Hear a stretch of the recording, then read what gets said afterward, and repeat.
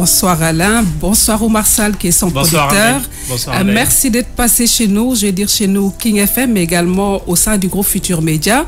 Alain, félicitations, vous nous faites l'honneur, non seulement de chez nous, comme Bouba l'a dit, mais également à travers l'Afrique, à travers le monde. Félicitations encore une fois. Merci beaucoup. D'abord, c'est pour moi un honneur que de rencontrer Youssou N'Dour. Donc l'objet, il est déjà d'échanger un petit peu sur nous, où nous en sommes, sur à quel endroit nous pourrons peut-être travailler ensemble, voir. En tout cas, c'est d'abord une première rencontre. Donc ce sera un honneur partagé. Alors nous n'allons pas revenir sur le parcours cinématographique de Alain Gomis. Nous le savons tous, ô combien magnifié à travers les médias, à travers la presse nationale et internationale. C'est une très très bonne chose. Nous allons nous arrêter sur Félicité, ce long métrage qui fait et encore qui continue de faire le buzz. Le premier prix déjà a été reçu à la Berline avec le prix du grand jury. Au mois de janvier, février, c'est au FESPACO avec les Talons d'Or de Enenga. Et tout récemment, vendredi dernier, vous recevez toujours à travers ce film Félicité ce prix du meilleur long métrage au festival de Tarifa, c'est bien cela, en Espagne. Alors Alain, qu'est-ce qui séduit finalement le jury? Qu'est-ce qui retient le jury à votre avis? Je sais pas, moi je dois rendre hommage à tous ceux qui ont fait ce film avec moi. C'est une œuvre collective. Donc je pense qu'aussi la comédienne qui sera là aussi ce soir pour présenter le film avec nous au Théâtre Sorano, y est pour beaucoup. Vous parlez de l'actrice principale? Oui, Vero Tchandabea. Elle y est pour beaucoup. Je pense qu'elle impressionne beaucoup par sa prestation aussi. Bon, il y a la musique, cette ville de Kinshasa. Je pense que le film est un petit peu surprenant aussi quand on le regarde. Je ne sais pas ce que c'est, mais en tout cas on est très heureux. Elle est congolaise. Pourquoi ce choix? En fait, ça s'est fait comme ça. Au départ, c'était une histoire que j'avais écrite plus pour qu'elle se passe à Dakar. Et puis, tout à coup, j'ai rencontré cette musique et cette chanteuse, la chanteuse originale. Et puis, il y avait cette espèce de défi d'aller tourner là-bas au Congo, d'ouvrir les frontières en quelque sorte, c'est-à-dire de pas seulement de dire, voilà, le monde est à nous, pourquoi pas aussi faire un film, une production sénégalaise, mais au Congo, d'être un peu conquérant en quelque sorte. Ah, c'est pas d'Africa.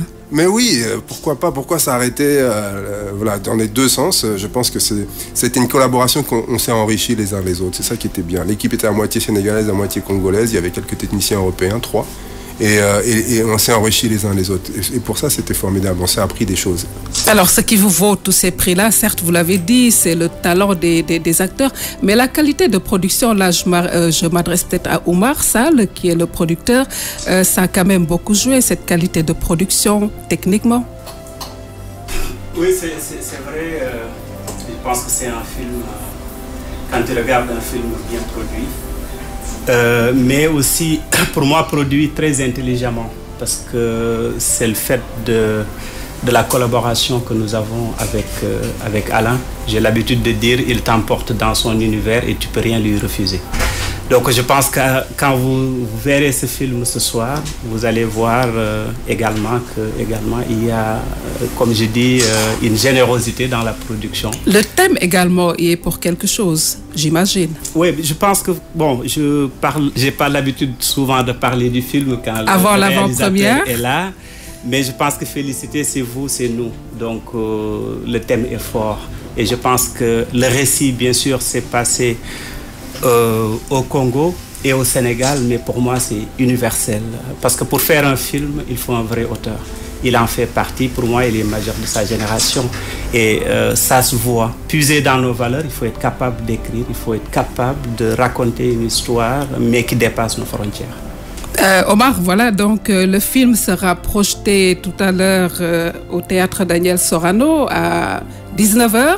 Pour ceux qui nous suivent, il faut le savoir. Donc c'est tout à l'heure, ce mardi 6 à 19h au Théâtre Daniel Sorano, une avant-première. Mais Alain, j'ai envie de vous demander, après cela, quelle sera la suite en termes de promotion, de projection, quand on sait qu'au Sénégal, quasiment, il y a absence de salles de cinéma?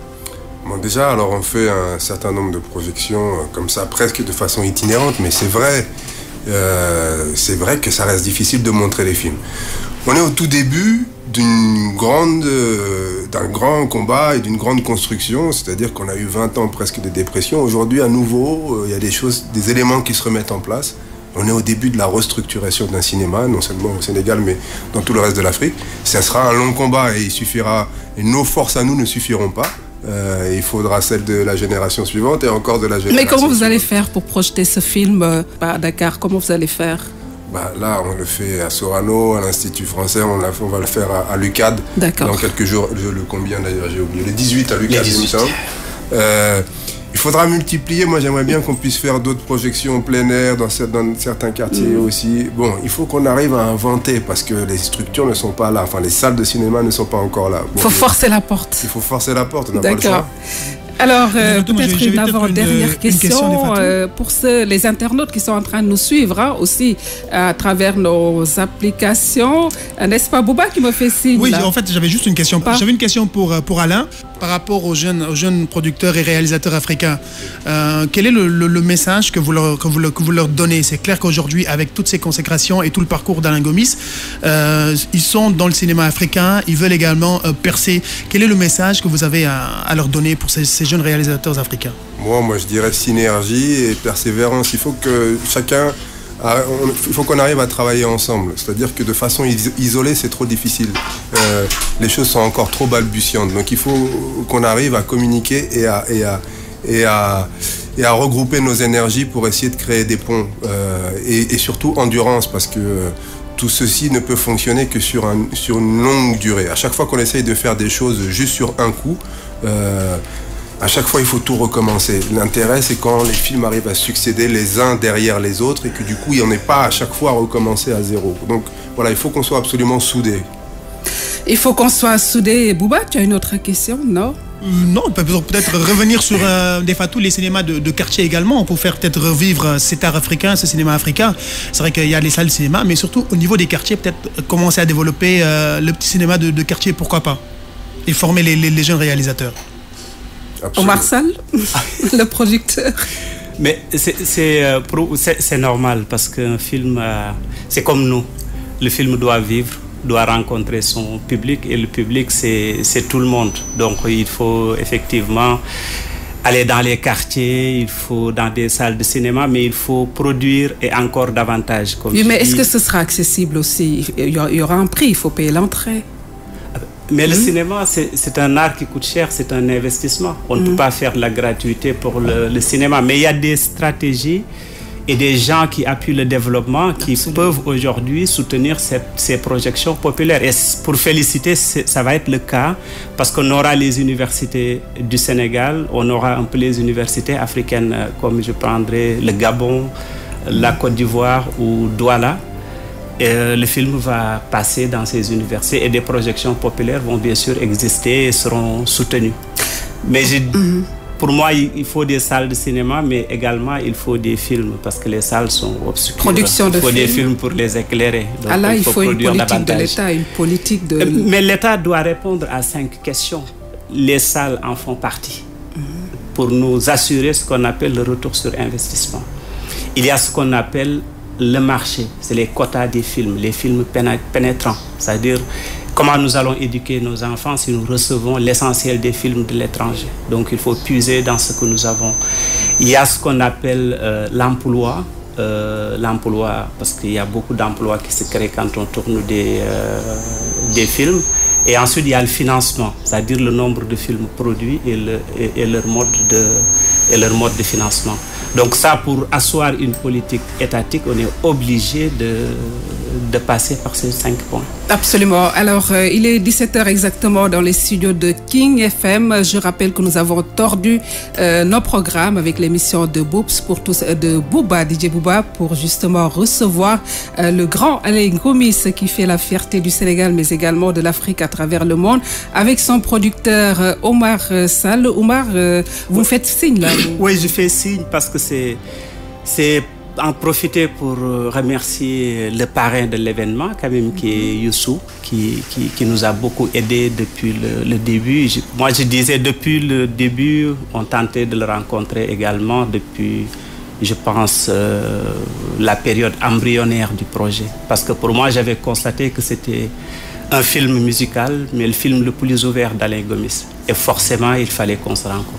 Justement, voilà, avant qu'il ne vous reçoive, le PCA du groupe Futur Média, dans ses bureaux, ici, même, Alain, nous sommes en train d'être suivis à travers le monde grâce à cette application digitale de King FM. Mais pour dire à nos auditeurs qui ont la chance de vous voir, vous incarnez le Rasta de par votre coiffure. Épousez-vous réellement l'idéologie Rasta? De cœur, mais après, je ne suis pas un Rasta... j'allais dire dogmatique, mais en tout cas juste cette idée de j'essaye à mon humble niveau en tout cas de partage, d'échange, l'idée que de toute façon on n'est rien seul et que c'est de toute façon communautaire que peut-être on peut essayer d'avancer doucement, chacun à notre place, et chacun a à faire la petite révolution qu'il peut faire à son niveau. Voilà, absolument. Dans 48 heures, ce 11 mai sera commémoré, la mort de Bob Marley. Ça va faire 36 ans. Il est décédé aussi à l'âge de 36 ans. Que retenez-vous de ce King? Mais c'est incroyable. C'est-à-dire que c'est quelqu'un qui, jusqu'à aujourd'hui, vous vous rendez compte, a une aura internationale, c'est-à-dire universelle. Quand il s'est agi de demander aux gens quelle musique on voulait envoyer dans l'espace, il a fait partie des 3 artistes qui ont été cités. C'est-à-dire aussi bien ici au Sénégal qu'en Russie, ou que je ne sais pas où aux États-Unis. Donc oui. C'est quelqu'un qui nous a éclairés et qui continue de nous éclairer. Incontestable. Ouais. Alors on va vous titiller un peu. Vous êtes franco-sénégalais. Vous parlez wolof? Bon, tout direct. Tout direct, Nagadef. Ça va. C'est tout. C'est moi. Pour aujourd'hui, oui. Alors, c'était la toute dernière question. En tout cas, merci d'être passé nous voir. Mesdames, Messieurs, merci d'avoir suivi cette tranche d'interview avec invité King People, bien sûr. Le rendez-vous des célébrités ici. On vous donne rendez-vous prochainement. Merci de nous avoir suivis.